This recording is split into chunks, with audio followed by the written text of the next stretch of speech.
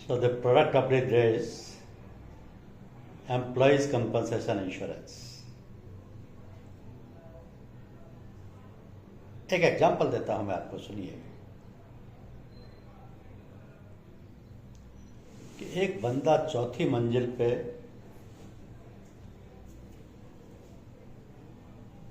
पलस्तर कर रहा है दीवार पर, फंटे वगैरह बंधे हुए हैं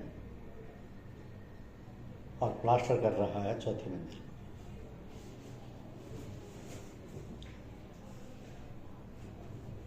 अचानक उसका पैर स्लिप होता है और नीचे आके पड़ता है और उसके दोनों पैर चले जाते हैं।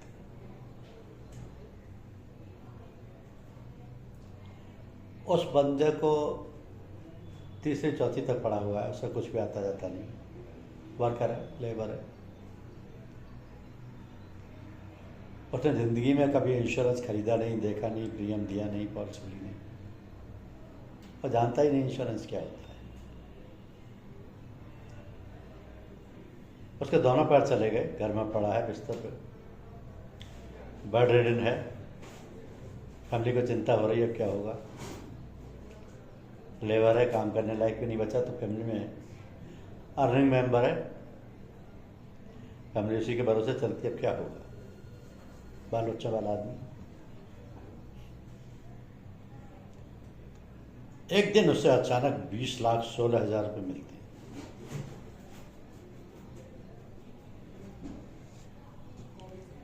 क्या ऐसा पॉसिबल है? क्या ऐसा हो सकता है?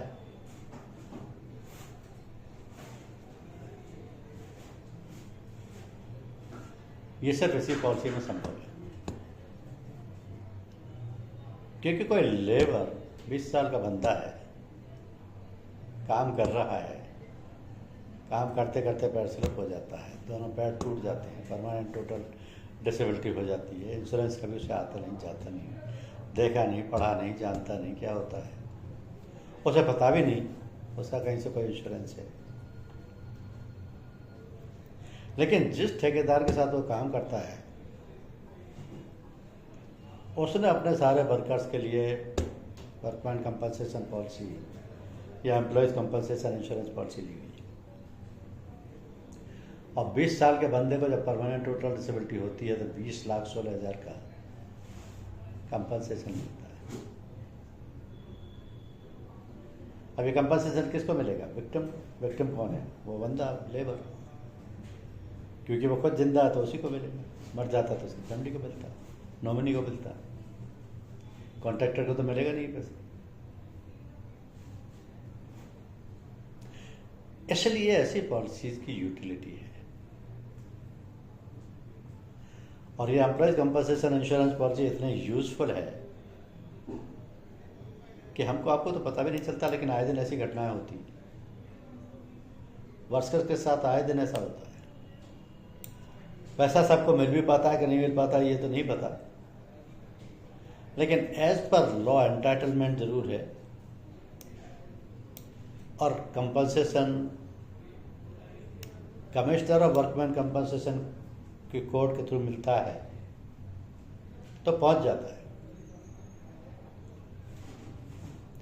अब अगर आपके पास कोई भी कॉन्ट्रैक्टर भागा भागा ये आता है कि भाई मेरे पास 40 लेबर काम कर रही है और बड़ा खतरनाक काम है, किसी के साथ कुछ भी हो सकता है, कोई मर गया तो मैं कहाँ से दूंगा पैसे, तो आप उसे तुरंत एम्प्लॉयज कंपनसेशन इंश्योरेंस पॉलिसी दे देते। ये सिर्फ कॉन्ट्रैक्टर्स के साथ ही लागू नहीं है, shopkeeper, micro industries, small industries, corporate sector, offices, factories, colleges, hotels, restaurant, सब जगह, क्योंकि वर्कर तो सभी जगह है ना, वर्कर ही काम करते हैं, काम करने वाले तो वर्कर हैं।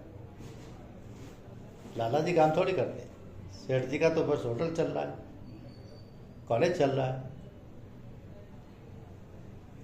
तो जो काम करेगा रिस्क उसके साथ रहेगी।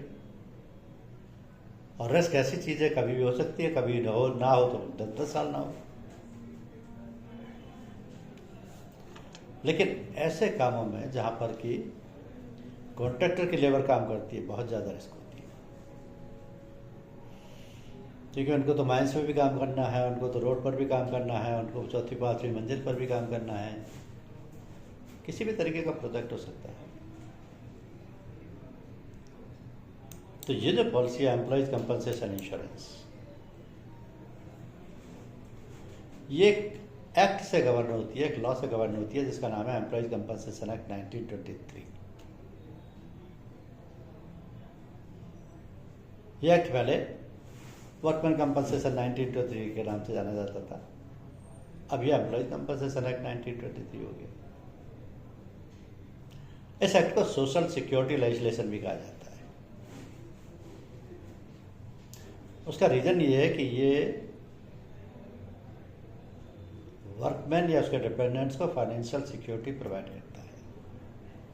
अगर किसी वर्कमैन को ड्यूरिंग द वर्किंग आवर्स कोई एक्सीडेंटल इंजरी, डेथ या डिसेबिलिटी हो गई, उस केस में जो भी एक्ट के हिसाब से कंपनसेशन बनता है फाइनेंशियल, वो फाइनेंशियल कंपनसेशन एक्ट के प्रोविजंस के तहत दिया जाएगा। इसलिए इसको सोशल सिक्योरिटी लेजिस्लेशन कहते हैं।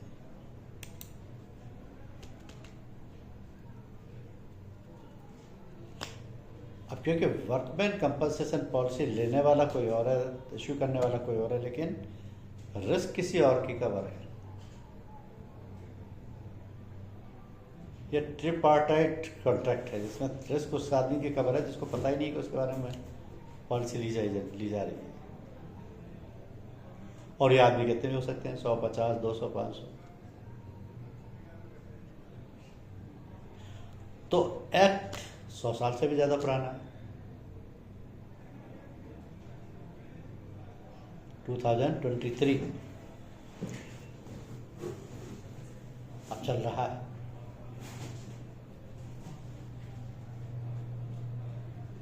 तो उसमें कई बार अमेंडमेंट हुई, और मेन अमेंडमेंट वेजेस से लेकर का था, लेबर या वेजेस से, क्योंकि जब एक्ट बना था तब तो वेजेस हंड्रेड्स में होती थी, फिर बहुत लंबे टाइम बाद उसको बढ़ा करके 4000 कर दिया, फिर उसके बीच में साल बाद बढ़ा करके उसको 8000 कर दिया, फिर एक लंबे टाइम बाद अभी 2020 में उसको बढ़ाकर 15000 कर दिया। तो as per the recent amendment of 2020 the wage level is increase to the limit of ₹15,000 per month. अब इस एक्ट का ये प्रोविजन है सेक्शन 17 के तहत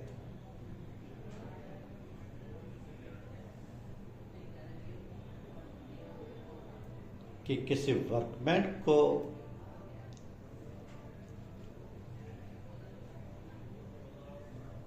कंपनसेशन लेने का राइट है under section 17 from the employer. अब वर्कमैन का कौन एम्प्लॉयर होता है? कॉन्ट्रैक्टर। वो मालिक नहीं जो बनवा रहा है, उसे तो वो जानता भी नहीं कौन बनवा रहा है। मुझे अगर 5 करोड़ का एक होटल बनवाना है तो मैंने कॉन्ट्रैक्टर को ठेका दे दिया है। कॉन्ट्रैक्टर बिल्डिंग बनाएगा, खड़ी करेगा, उसमें सारी चीज़ डिजाइनिंग करेगा, सब कुछ वही करेगा। वो अपनी लेबर लेके आएगा, मटेरियल मेरा, विद मटेरियल भी दे सकते हैं।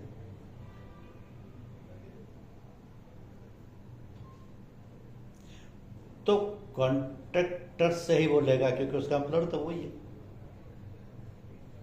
अब उसकी रिस्क इस पॉलिसी में कवर है, जिसको पॉलिसी को वर्कमैन कंपनसेशन इंश्योरेंस बोलते हैं या एम्प्लॉयज कंपनसेशन इंश्योरेंस।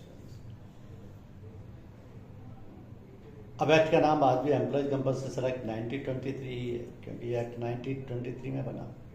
वर्कमैन की जगह एम्प्लॉय वर्ड जोड़ दिया गया, दैट्स ऑल। तो आप इस नाम से कंफ्यूज ना हो। कोई वर्कमैन कंपनसेशन इंश्योरेंस मांगे या कोई एम्प्लॉय कंपनसेशन इंश्योरेंस मांगे, वो था द सेम थिंग।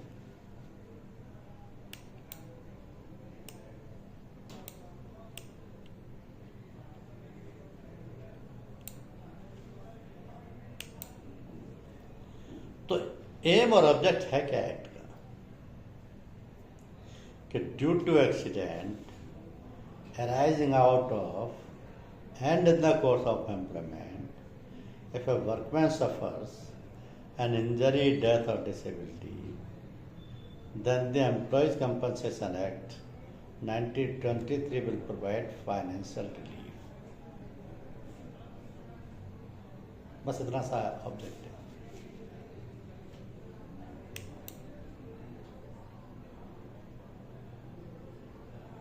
अब इसमें ऐसा क्यों होता है कि during the course of operation या वर्किंग या duty hours, course of employment में ही ये सब हो, बाहर भी होता है, लेकिन ड्यूटी आवर्स में किस लिए होता है? एम्प्लॉयर की नेग्लिजेंस हो सकती है, एम्प्लॉय की नेग्लिजेंस हो सकती है, साथी कर्मचारियों की नेग्लिजेंस हो सकती है, स्टैट्यूटरी रेगुलेशंस का ब्रीच हो सकता है, failure to provide set place of work by the employer हो सकता है।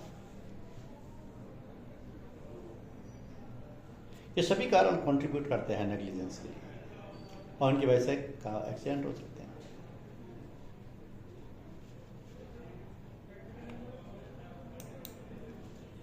तो ये जो एक्सीडेंट है ये ना तो प्री प्लान्ड है, ना ये प्री डिजाइंड है, ना ये किसी वर्कर को पता है कि ऐसा होगा। It's a matter of chance. हो भी सकता है, नहीं भी हो, कभी भी हो सकता है। ड्यूटी आवर्स के साथ ही हो सकता है, ड्यूटी आवर के बाद भी हो सकता है, कभी भी हो सकता है। लेकिन अगर ड्यूटी आवर्स में हुआ है तो उसका मतलब है कि रिस्क एम्प्लॉयर की,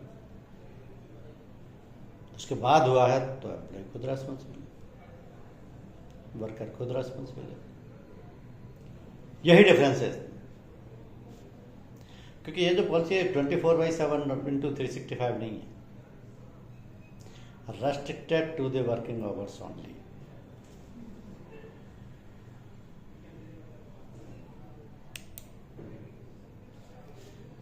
अब इसमें लायबिलिटी क्या कवर्ड है?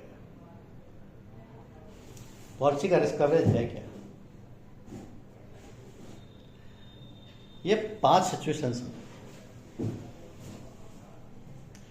डेथ हो सकती है वर्कर की ड्यूटी आवर्स में, एक्सीडेंट से। परमानेंट टोटल डिसेबलमेंट हो सकता है, परमानेंट पार्शियल डिसेबलमेंट हो सकता है, टेम्परेरी टोटल डिसेबलमेंट हो सकता है, टेम्परेरी पार्शियल डिसेबलमेंट हो सकता है, और कोई ऑक्यूपेशनल डिजीज हो सकती है। लेकिन इन सब चीज़ों में आप देखेंगे कि मेडिकल एक्सपेंसेस नाम की चीज़ कहीं भी कवर नहीं है। अगर किसी वर्कर को गिर जाता है, हाथ पैर टूट जाते हैं, 2-4 महीने के लिए फ्रैक्चर बन जाते हैं, तो मेडिकल एक्सपेंसेस खर्च होंगे ना, लाखों रुपए हो सकते हैं।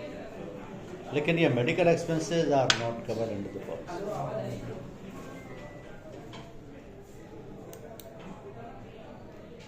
अब पॉलिसी में मेनली 2 ही एस्पेक्ट है कि प्रीमियम कैसे कैलकुलेट होगा और क्लेम का अमाउंट कैसे कंपनसेशन होगा, यानी प्रीमियम कैसे निकाला जाएगा और कंपनसेशन का अमाउंट कैसे निकाला जाएगा। यानी दोनों पर टिकी है सारी पॉलिसी। तो जब आपको पॉलिसी सेल कर रहा है, प्रीमियम निकालने की जरूरत है, तो आपको 4 इंफॉर्मेशन चाहिए और ये चारों ही कंपलसरी है।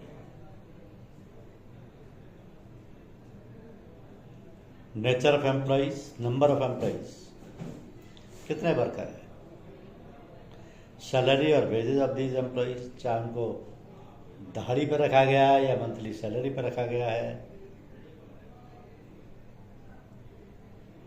कितना वेजेस उनको मिलता है पर मंथ, कितने टाइम के लिए इंश्योरेंस चाहिए और क्या नेचर ऑफ वर्क है। अब ये चारों इन्फॉर्मेशन जरूरी हो जाती है, इनके बिना प्रीमियम नहीं निकलेगा, क्योंकि हर प्रोजेक्ट पे अलग अलग नंबर में वर्कर होते हैं, उनकी अलग अलग वेजेज होती है, कितने टाइम का प्रोजेक्ट है उतने टाइम की पॉलिसी ली जाती है। पॉलिसी 1 साल से ज़्यादा की नहीं है, लेकिन कम की हो सकती है, और जिस तरीके का प्रोजेक्ट है उसी के हिसाब से प्रीमियम रेट लगती है।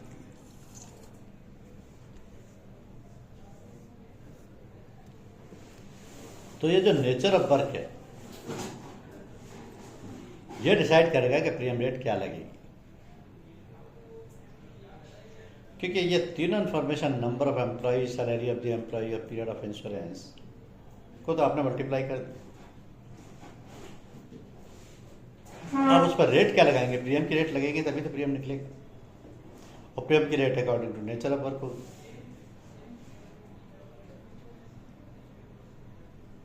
तो प्रीमियम की रेट लेने के लिए एम्प्लॉय कंपनसेशन इंश्योरेंस का टैरिफ है, उसमें से बेसिक रेट ले ली जाती है, उस पर फिर उसके बाद जितना भी डिटेल डिस्काउंट देना चाहें आप दे सकते हैं।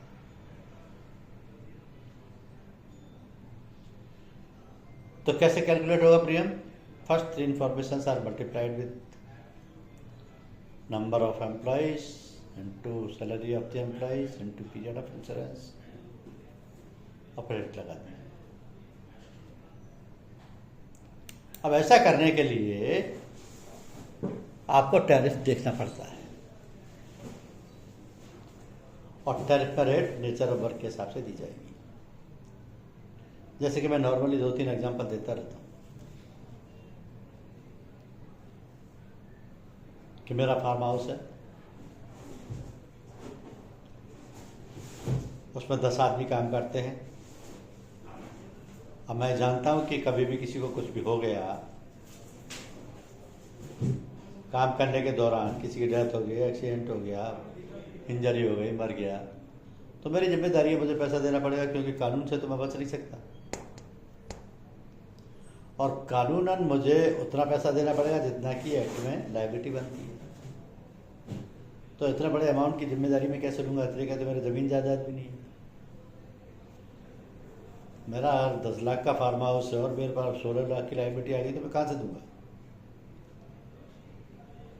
तो इसलिए ऐसी बड़ी रिस्क को हमेशा इंश्योरेंस कंपनी को ट्रांसफर कर दिया जाता है। This is called risk management.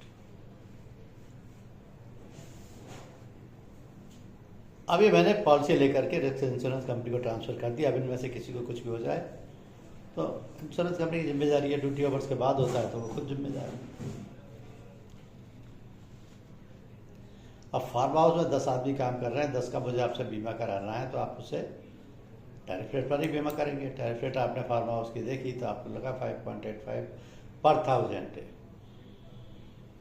तो जितना मल्टीपल करके आया है सम, उस पर आपने 5.85 पर 1000 की रेट लगा दी, तो प्रीमियम कैलकुलेट हो गया। इसी तरीके से कोई दूसरा एग्जांपल ले लीजिए कि फॉर एग्जांपल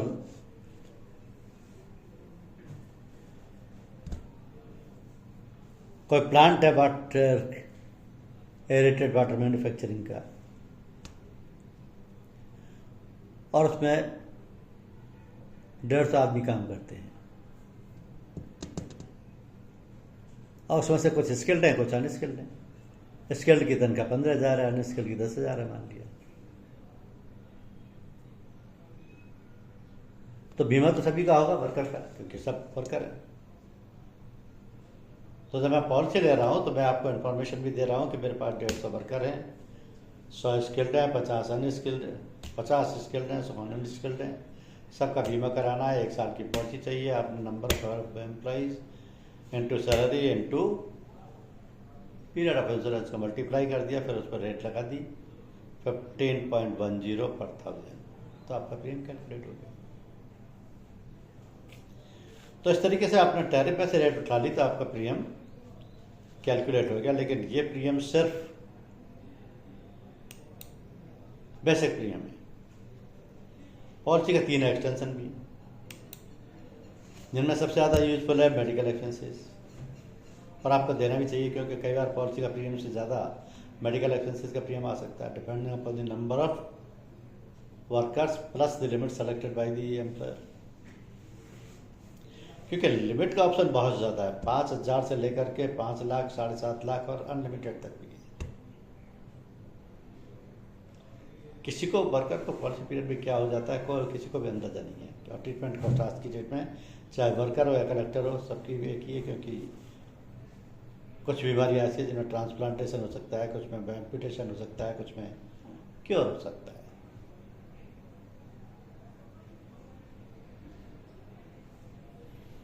तो अगर एम्प्लॉयर ये कहता है कि मुझे तो सारा के सारा पैसा इंश्योरेंस कंपनी से चाहिए मेडिकल एक्सपेंसेस की लिमिट का, तो वो एक्चुअल एक्सपेंसेस का रिम्बर्समेंट का भी ऑप्शन ले सकता है।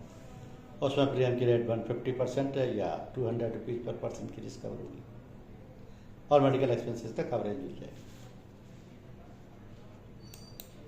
इसी तरह दूसरा एक्सटेंशन है कंपनसेशन फॉर ऑक्यूपेशनल डिजीज, यानी जो वर्कर जो काम कर रहा है उसे लंबे टाइम से अगर किए जा रहा है तो उसको उसी वर्क के करने से जो बॉडीली हार्म हो रहा है उसको ऑक्यूपेशनल डिजीज कहा जाता है। बहुत तेज आवाज़ वाली मशीनों पर काम करेंगे तो बहरे हो सकते हैं, वेल्डिंग जैसा स्पार्किंग का काम करेंगे तो अंधे हो सकते हैं, केमिकल्स वाला काम करेंगे तो स्किन में डिफेक्ट हो सकता है, डस्ट पार्टिकल्स वाला काम करेंगे तो लंग इन्फेक्शन हो सकता है। नेचर ऑफ वर्क पर डिपेंड करता है।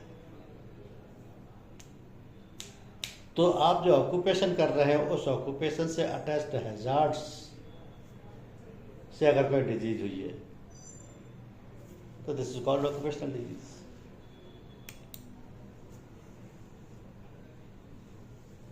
Skin disease, lung infection, blindness, loss of hearing, lung cancer, ये सब ऑक्यूपेशनल डिजीज है।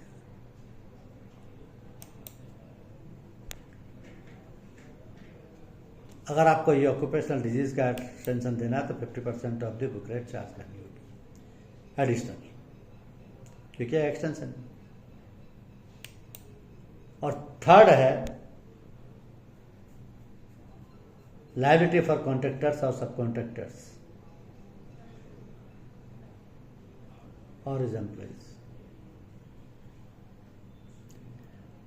कई बार ऐसा होता है कि एक ही कॉन्ट्रैक्टर के पास 2-3 प्रोजेक्ट होते हैं, सारे प्रोजेक्ट वो अकेला तो संभालेगा नहीं, उसने अपने सब कॉन्ट्रैक्टर बना रखे हैं जो कि सारी लेबर को संभालते हैं। तीनों प्रोजेक्ट पे, दोनों प्रोजेक्ट पे काम चल रहा है, तो काम तो सब जगह चल रहा है, काम वर्कर नहीं करना है, लेकिन उन सभी का बीमा होना जरूरी है, चाहे किसी भी साइट पर। और ऐसा पॉसिबल है एक ही पॉलिसी में जो अगर 2 साइट है, 3 साइट है, सबके वर्कर्स का इंश्योरेंस हो सकता है, बशर्ते कि इंफॉर्मेशन सही दी जाए। सही इंफॉर्मेशन क्या चाहिए? नंबर ऑफ वर्कर्स और wages per month of the workers. बाकी नेचर ऑफ वर्क के हिसाब से प्रीमियम रेट तो निकाली जाएगी, पीरियड पे इंश्योरेंस प्रोजेक्ट के हिसाब से हो जाएगा। तो तीनों के तीनों एडल्ट कवर दिए जा सकते हैं, तीनों का अलग से प्रीमियम आ जाएगा, तीनों पॉलिसी के साथ दे दिए जाएंगे, लेकिन प्रपोजल के टाइम पर ही दीजिए, वो बेटर ऑप्शन है। दिया तो बीच में भी जा सकता है, प्रपोजल के टाइम पर देते हैं तो शुरू से डेट 1 से कमेंस हो जाती है। तो इस तरीके से पॉलिसी का प्रीमियम निकाला जा सकता है। अब हम आते हैं सेकंड पार्ट पर, और सेकंड पार्ट ये कहता है कि अगर किसी वर्कर को कुछ हो जाता है, कि उसकी किसी के एक्सीडेंट में डेथ हो जाती है या काम के घंटों के दौरान मशीन से टकरा जाता है, तो उसका कंपनसेशन कैसे मिलेगा? तो कंपनसेशन देने के लिए हमें सिर्फ 3 चीजें चाहिए। क्या हुआ उसको, नेचर ऑफ इंजरी क्या है, मंथली वेजेस क्या है उसकी, तीसरा उसका रेलेवेंट फैक्टर क्या है। अब ये रेलेवेंट फैक्टर्स की एज और इनकम के हिसाब से हमको और आपको निकाल के देना है, जो कि वर्कमैन कंपनसेशन टैरिफ में भी उसकी टेबल है और एम्प्लॉयज कंपनसेशन एक्ट में भी उसकी टेबल है और टैरिफ में भी। लेकिन ये तीनों चीज़ें जरूरी है, उसके बिना कंपनसेशन नहीं निकलेगा, क्योंकि इसका रूल है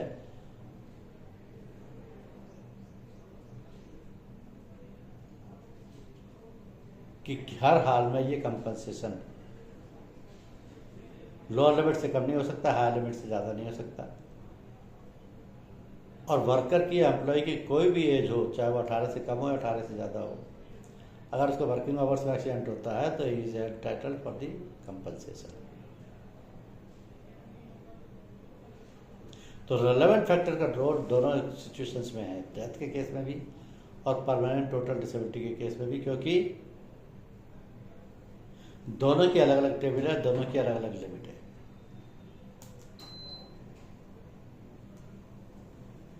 अभी रेलेवेंट फैक्टर की मैं आपको टेबल दिखाई देता हूँ, जिससे आपको आइडिया हो जाए कि किस तरीके से रेलेवेंट फैक्टर को कैलकुलेट किया जाता है, क्योंकि ये एज के हिसाब से और वेजेस के हिसाब से बना हुआ चार्ट है, जो कि टैरिफ में भी है और एक्ट में भी है। इसी में से केवल हमको कंपनसेशन का अमाउंट पिक करना है, जिसमें कि एम्प्लॉयर दे या इंश्योरेंस कंपनी दे या commissioner of workman compensation order they, amount यही आएगा,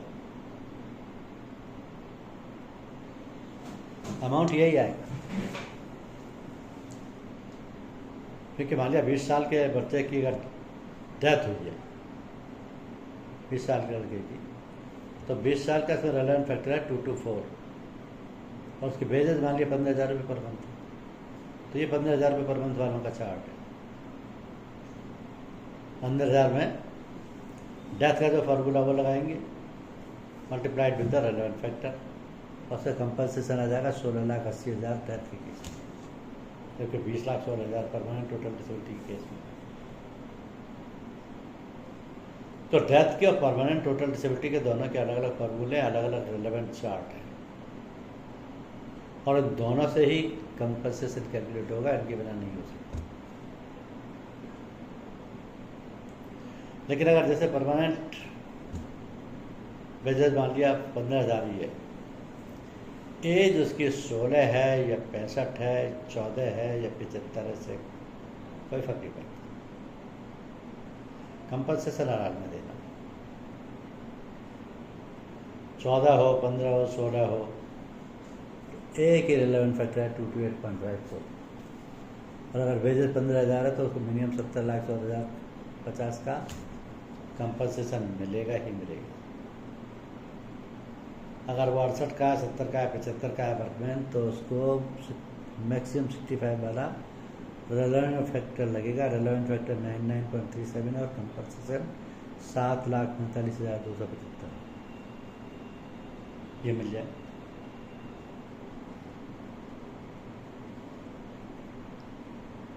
क्योंकि यह कंडीशन क्या है, no distinction between an adult and a minor worker with respect to the amount of 18 साल से कम का भी, तो वो भी एम्प्लॉयर के खिलाफ लीगल एक्शन हुआ कि आपने 18 से कम का कैसे आया कर लिया।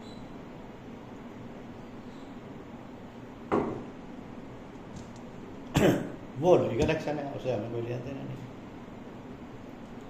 हमें तो सिर्फ ये लेना देना है कि अगर 18 साल से कम का है, उसको चोट लग गई है, इंजरी हो गई है, डेथ हो गई है, डिसेबिलिटी हो गई, तो उससे कंपनसेशन अमाउंट कितना बनता है।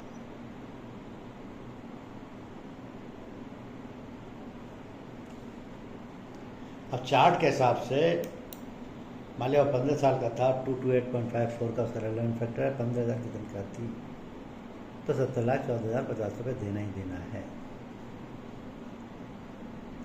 लेकिन परमानेंट टोटल डिसेबिलिटी के केस में रेलेवेंट फैक्टर और भी ज़्यादा, रेलेवेंट फैक्टर उतना ही आएगा, लेकिन फार्मूले के हिसाब से कंपनसेशन ज़्यादा आएगा। क्योंकि परमानेंट टोटल डिसेबिलिटी एक ऐसा एग्जाम्पल है जिसमें कि वर्कर को पूरी ज़िंदगी जिंदा भी रहना है, अपने फैमिली का पालन पोषण भी करना है, और जो परमानेंट डिसेबिलिटी उसको हुई है वो भी भोगनी, और उसके बाद वो काम करने लायक बचता है कि नहीं बचता है, ये भी डिपेंड करता है सिचुएशन। जबकि इसमें अमाउंट अगर 16 साल के बंदे का देखें तो 228.54 में रेलेवेंट फैक्टर से 20,56,860 आता है, और यही 65 साल, 70 साल, 75 साल के लिए 8,94,330 आता है। तो रेलेवेंट फैक्टर की टेबल बताती है कि डेथ के केस में कंपनसेशन कम होगा, परमानेंट टोटल डिसेबिलिटी के केस में कंपनसेशन ज़्यादा होगा।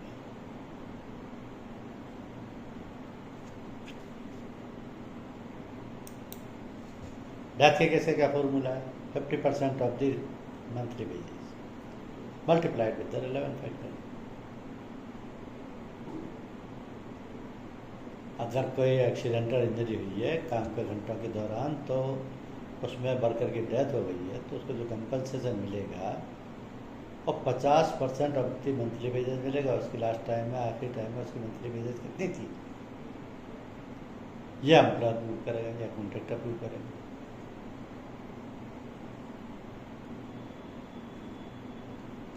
तो यहाँ formula 50% of the monthly wages. Minimum compensation की लिमिट है 1,20,000, मैक्सिमम की लिमिट है 70 लाख, मैक्सिमम की लिमिट है 70,14,050। तो फार्मूला बड़ा क्लियर है डेथ का, 50% of the monthly wages. Permanent total disability में इसमें सिर्फ ये फर्क आ जाता है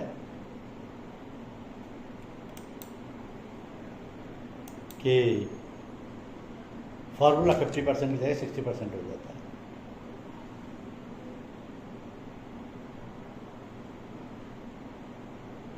और मिनिमम लिमिट 1,20,000 से बढ़कर के 1,40,000 हो जाती है, यानी कि इससे कम का कंपनसेशन वर्कर को नहीं दे सकते अगर उसकी एक्सीडेंट के दौरान चोट, इंजरी या डिसेबिलिटी हुई है। लेकिन ये 60% का फार्मूला परमानेंट टोटल डिसेबिलिटी में लगेगा और डेथ के केस में 50% का फार्मूला लगेगा, 50% ऑफ द वेजेस।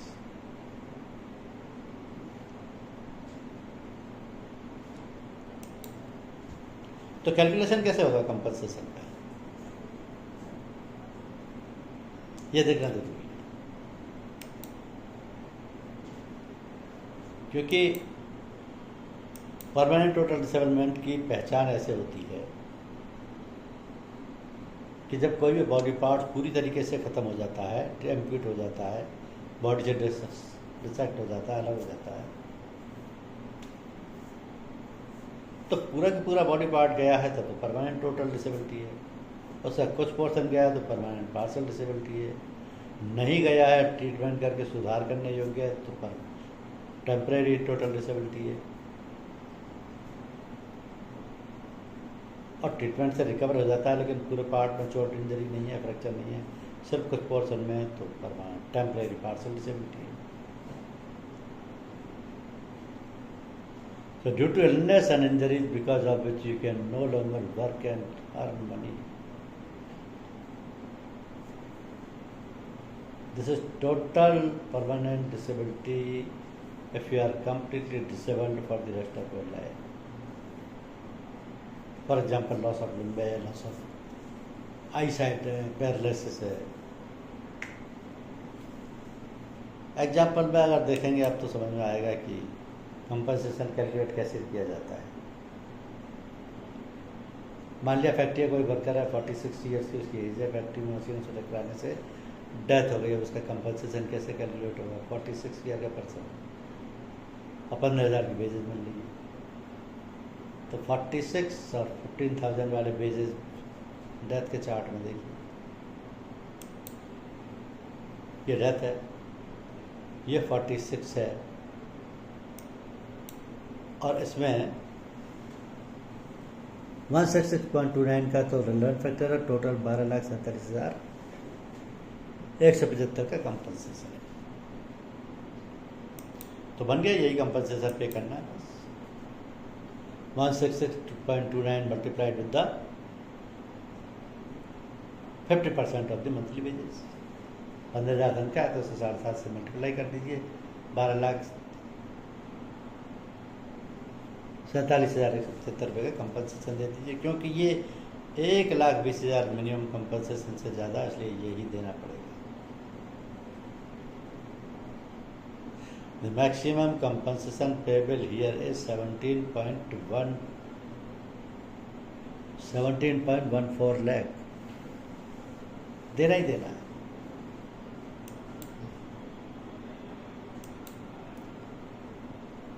और अगर इसी जगह डेथ की जगह परमानेंट टोटल डिसेबिलिटी हो जाती है, 46 ईयर्स का आदमी है, 15,000 रुपये तनख्वाह मिल रही है, तो 2 नंबर का चार्ट देख लीजिए, 46 की एज में यहाँ है 166.29, तो इससे मल्टीप्लाई करेंगे, जो भी अमाउंट आएगा वो दे देंगे।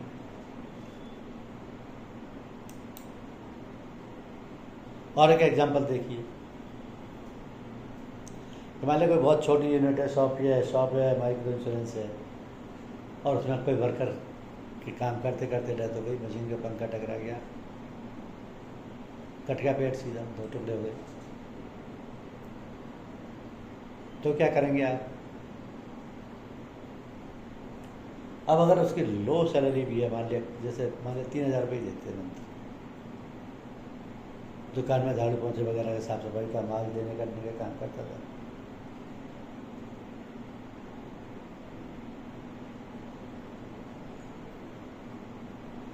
तो उसकी एज के हिसाब से हमने रिलेवेंट फैक्टर निकाल लिया, क्योंकि उसकी एज 30 है और वेजेज उसकी 3,000 रुपये, तो 30 और 3,000 की वेजेज के साथ रिलेवेंट फैक्टर आता है 207.98। इसको 1,500 रुपये यानी 50% ऑफ मंथली वेजेस से मल्टीप्लाई किया तो वह अमाउंट आया 3,11,970। अब क्योंकि ये 1,20,000 से ज़्यादा है, इसलिए ये कि पूरा अमाउंट एज इट इज देना पड़ेगा।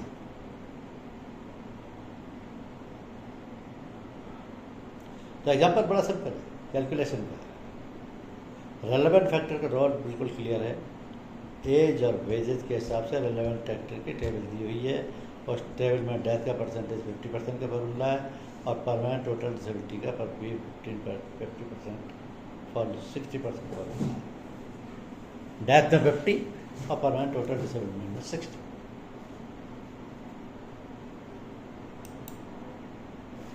तो फार्मूला कंपनसेशन निकालने का समझ में आ गया आपके nature of injury into monthly wages of the workman into relevant factor. There is no distinction between an adult and a minor worker with respect to the amount of compensation.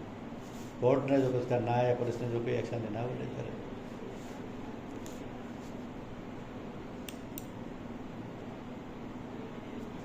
तो minimum limit भी defined है, maximum limit भी defined है। Minimum है 1,20,000 death के case में और 1,40,000 permanent total disability के केस में। Maximum depends upon the age into wages into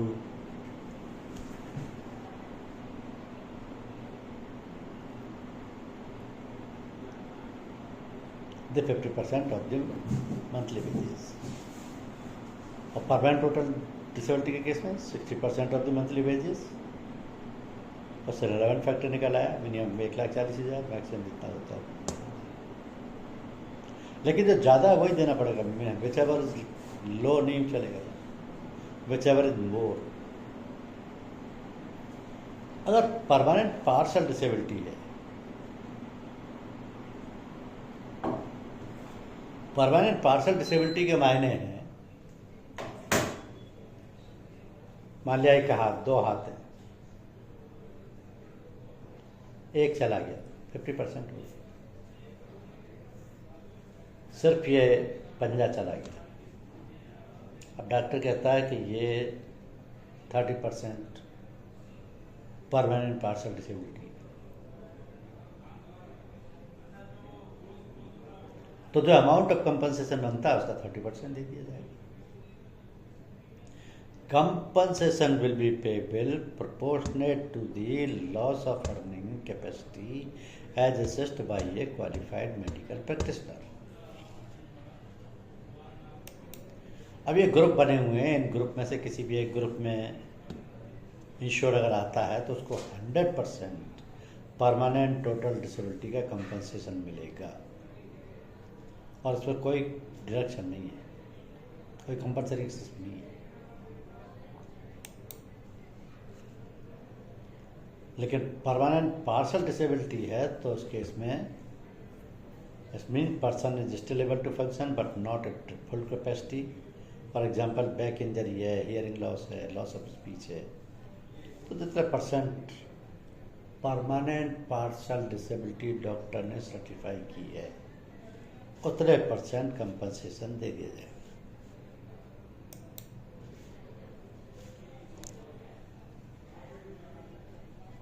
अब पार्शल डिसेबिलिटी का सर्टिफिकेशन मेडिकल प्रैक्टिशनर से हो, परसेंटेज जरूर आई उसमें। सिर्फ ये नहीं कि एम्पुटेशन ऑफ वन हैंड लिख दिया, उसको परसेंटेज सर्टिफाई करना होता है और वो अपनी लैंग्वेज में परसेंटेज सर्टिफाई कर देते। लेकिन पार्शल डिसेबिलिटी कितने परसेंट हो सकती है?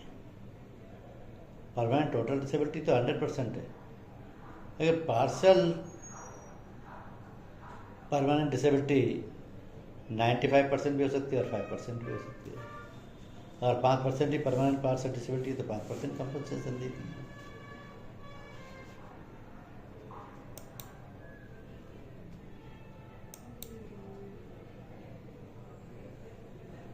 अब इसमें ये टेबल बनी हुई है, टेबल में हर चीज़ दिखाई हुई है, लेकिन कंपनसेशन मिलेगा मेडिकल सर्टिफिकेट या डॉक्टर की रिपोर्ट के बेसिस पर।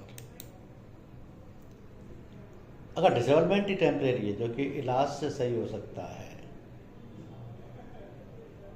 तो temporary disablement means a condition resulting from an employment injury which requires only medical treatment.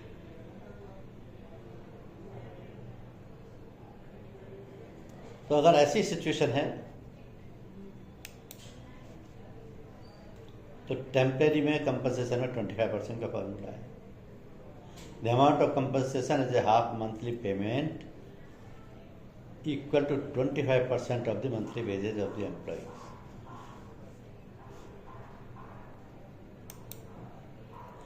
अब मोड ऑफ प्रीमियम ये है कि मोड ऑफ प्रीमियम तो आपने इंश्योरेंस कंपनी को देना, लेकिन पेमेंट जो है इंश्योरेंस कंपनी ने क्लेम सेटल किया तो डायरेक्ट वर्कमैन को ना दे करके कमिश्नर ऑफ वर्कमैन कंपनसेशन के पास जमा होता है। वो पार्टी को बुला लेते हैं, वो जब जो हैंड ओवर करेंगे तो आपको एक परमानेंट रिसीट इशू करेंगे जिसमें कि आप डिस्चार्ज ऑफ लायबिलिटी सर्टिफाई हो जाएगा आपको।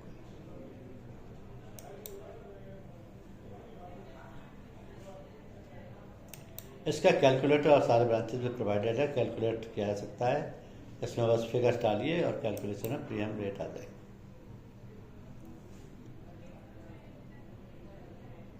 अब पॉलिसी में कुछ एक्सक्लूजन्स भी हैं। Any injury which does not result in fertility यानी डेथ और partial disablement for a period exceeding 3 days।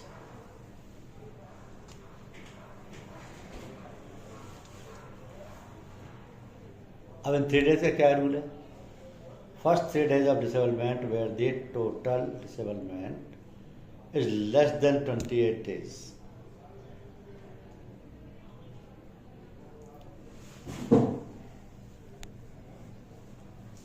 अगर मोर देन 28 days है तो कोई डिडक्शन नहीं होगा, लेस देन 28 है तो 3 दिन का डिडक्शन हो जाएगा, उसके बाद सारा क्लेम अमाउंट मिल जाएगा। इसके अलावा 3 अलग अलग डिफरेंट सिचुएशंस हैं जिनमें कि लायबिलिटी इंश्योरेंस कंपनी ड्राई कर देगी। जैसे वर्कर नशे में था, इन्फ्लुएंस ऑफ ड्रिंक और ड्रग्स, विलफुल डिसोबीडियंस यानी कि जानबूझ करके उसने जो काम दिया था वो तो किया नहीं, दूसरा काम कर रहा, विलफुल रिमूवल और डिसरिगार्ड ऑफ सेफ्टी गार्ड्स तो भी नहीं मिलेगा।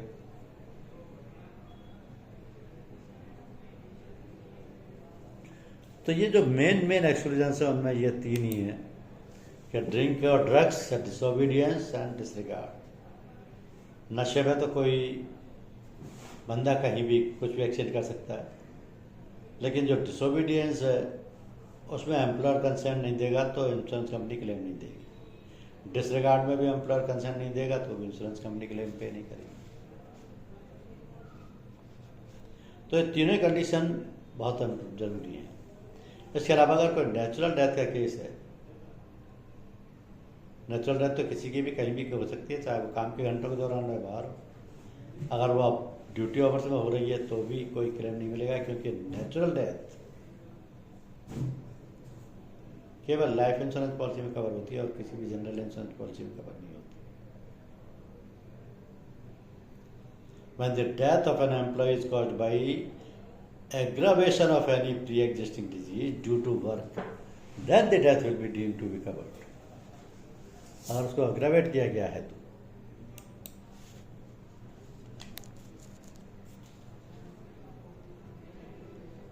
इसके बाद नॉर्मली क्वेश्चन आता है कि अगर ग्रुप पर्सनल एक्सीडेंट पॉलिसी का क्लेम मिल गया है तो भी क्या वर्कमैन कंपनसेशन इंश्योरेंस का अवार्ड उसको दिया जाएगा? द आंसर इज यस, क्योंकि ग्रुप पर्सनल एक्सीडेंट पॉलिसी एक ऐसी पॉलिसी है जिसको कि एम्प्लॉयर चाहे तो ले चाहे तो ना ले, पहली चीज़। दूसरी, उसका कवरेज निकालने का तरीका अलग है, उसका प्रीमियम निकालने का तरीका अलग है, उसका क्लेम देने का तरीका अलग है, उसका कवर 365 24/7 इंटू 365 रहता है। जबकि डब्ल्यूसी पॉलिसी का तो सारे टाइम कवरेज नहीं रहता। अगर छुट्टी के दिन किसी एक्सीडेंट में उसका हाथ पैर टूट गया तो एम्प्लॉय खुद जिम्मेदार है। तो जीपीएस से कोई भी अमाउंट मिला है उससे उसके डब्ल्यूसी के अवार्ड से कोई फर्क नहीं पड़ेगा। और जीपीए का भी लेने का एंटाइटल्ड है और डब्ल्यूसी कोर्ट से भी अमाउंट लेने में एंटाइटल्ड है, दोनों मिल सकते हैं उसको।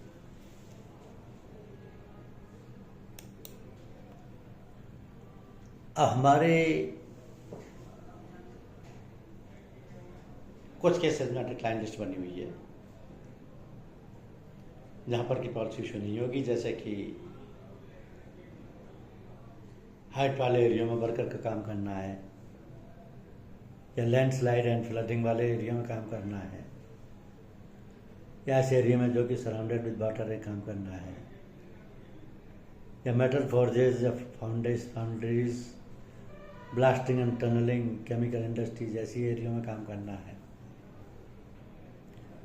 या उन वर्कर्स को पहले से ही ईएसआई पॉलिसी दे रखी है उन एम्प्लॉइज को।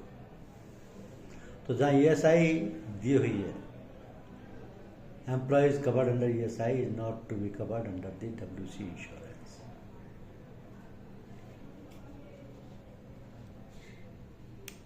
क्लेम के टाइम पे हमेशा आप अपने क्लाइंट को सही एडवाइस कर दीजिए, क्योंकि क्लेम तो उसी ने लेना है, उसी ने सब कुछ करना है, डॉक्यूमेंट भी उसी ने देने। लेकिन आपकी एडवाइस उस वक्त बहुत इंपॉर्टेंट होती है, जिससे बॉन्डिंग बहुत स्ट्रांग हो जाती है। अगर कोई क्लेम है ऐसा तो क्लेम फॉर्म भरवा दीजिए, मेडिकल सर्टिफिकेट लगवा दीजिए, वेज स्टेटमेंट लगवा दीजिए, प्रूफ ऑफ एज दिलवा दीजिए, और कैसे क्या हुआ है इसकी डिटेल क्लेम फॉर्म में भरवा दीजिए। अगर परमानेंट डिसेबिलिटी का केस है, चाहे टोटल है या पार्शल है, तो डिसेबिलिटी सर्टिफिकेट भी लगेगा जो कि सिविल सर्जन का होगा, एफआईआर भी होगी, पंचनामा है, और एमएलसी भी बनेगी, फोटो आईडी भी लगेगा। इन द मीन टाइम अगर कमिश्नर ऑफ वर्कमैन कंपनसेशन ने कोई अवार्ड इशू कर दिया है तो उसकी कॉपी भी ले लीजिए, वो award as it is honour कर दिया जाएगा।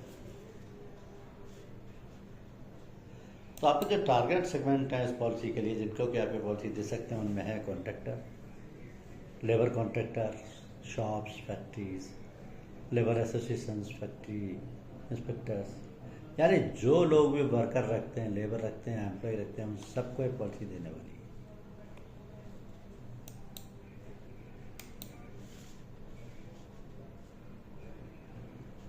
अगर किसी वर्कर ने जिसको कि चोट लगी है, डेथ हुई है, डिसेबिलिटी है, किसी और कोर्ट में केस फाइल कर दिया कमिश्नर ऑफ वर्कमैन कंपनसेशन के अलावा, तो फिर ये डब्ल्यूसी की पॉलिसी पर उसको क्लेम देने की जरूरत नहीं है, क्योंकि फिर उस कोर्ट का जो भी ऑर्डर होगा वो ऑनर करना पड़ेगा।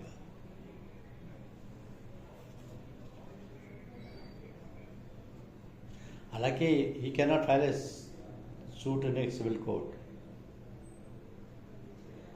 If he has already instituted an application to the WC commissioner.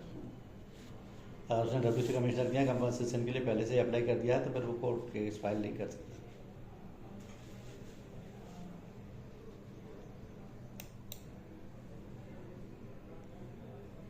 और कंपनसेशन लेने के लिए उसके पास काफ़ी टाइम होता है। वो घटना के जब तक उसे हालात चल रहा है तब तक नहीं भी उसने एप्लीकेशन लगाई तो भी कोई दिक्कत नहीं, 2 साल तक कभी भी लगा सकता है।